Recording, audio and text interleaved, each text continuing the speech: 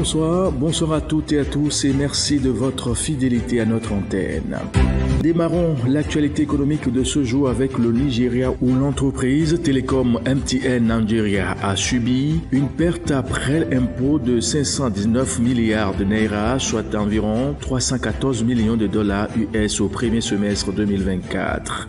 La filiale nigérienne de la société sud-africaine MTN Group a attribué cette perte à des conditions macroéconomiques difficiles, notamment l'inflation croissante et la dépréciation continue du naira par rapport au dollar américain et à d'autres devises. À la fin du semestre, le bénéfice avant intérêt, impôts, dépréciation et amortissement a diminué de 10,9% pour atteindre 547,7 milliards de naira. La marge EBITDA a diminué de 17,4 points de pourcentage, s'établissant à 35,6%.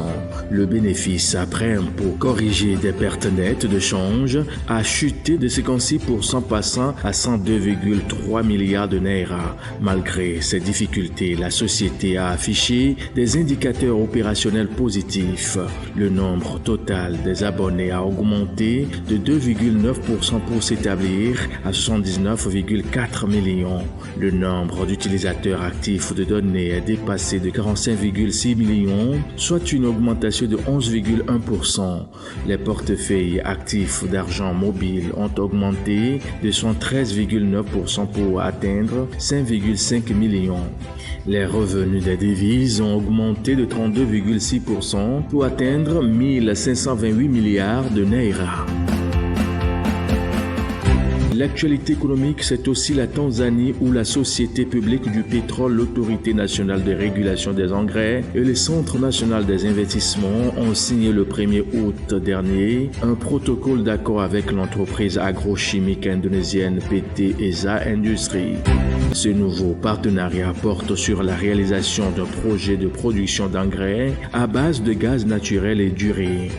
D'un coût total de 1,3 milliard de dollars, le dit projet prévoit l'installation d'une usine basée dans la région de Mtwara au cours des 5 prochaines années sur la période 2024-2029. Selon les autorités, l'usine, une fois opérationnelle, consacrera 60% de sa production à la satisfaction des besoins sur le marché local, tandis que le reste sera expédié dans le marché international.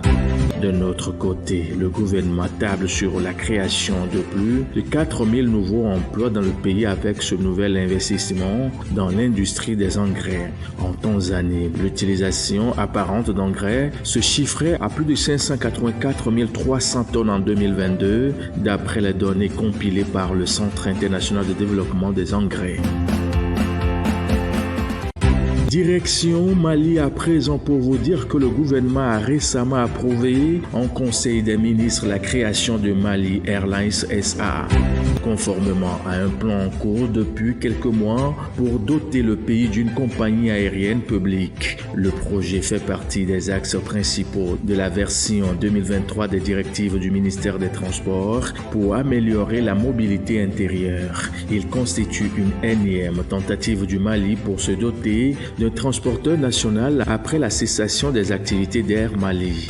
L'aboutissement du projet devrait permettre d'atténuer les impacts de l'enclavement du pays sur son économie. Cela devrait aussi en améliorer l'accessibilité des régions intérieures, en l'occurrence le septentrion. Des problèmes de sécurité s'ajoutent au manque d'infrastructures routières dans cette région, faisant de la voie aérienne l'option de transport la plus sûre actuellement.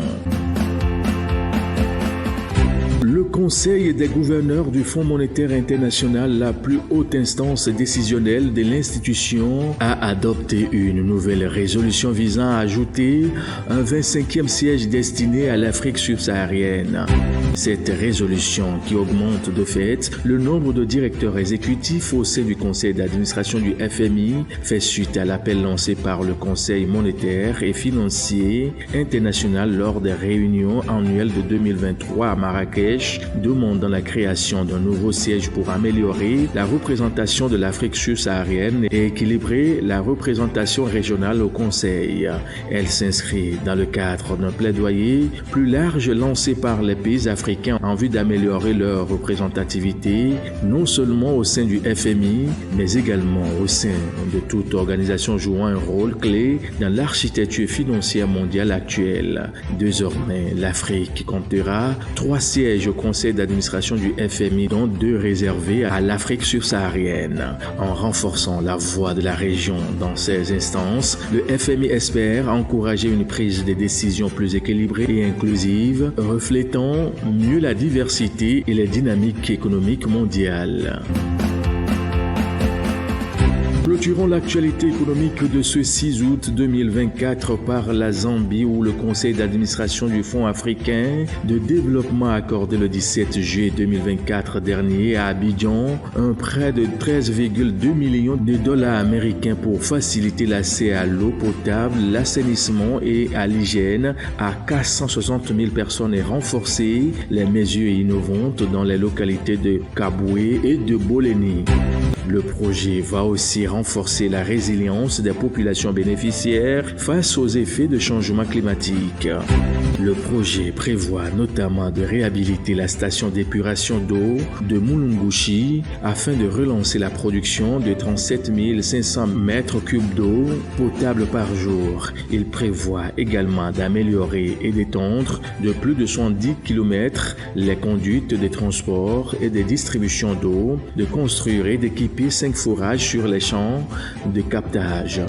Le projet va utiliser des technologies d'énergie renouvelable et introduire des mesures innovantes comme des capteurs intelligents afin de rendre les coûts opérationnels inférieurs grâce à l'installation d'équipements d'efficacité énergétique dans le système de production et d'adduction d'eau. Le projet va collaborer avec l'UNICEF afin de renforcer la prestation de services d'eau, d'assainissement et d'hygiène. Messieurs, mesdames, merci pour votre fidélité. Très bonne suite à vous tous et à très vite.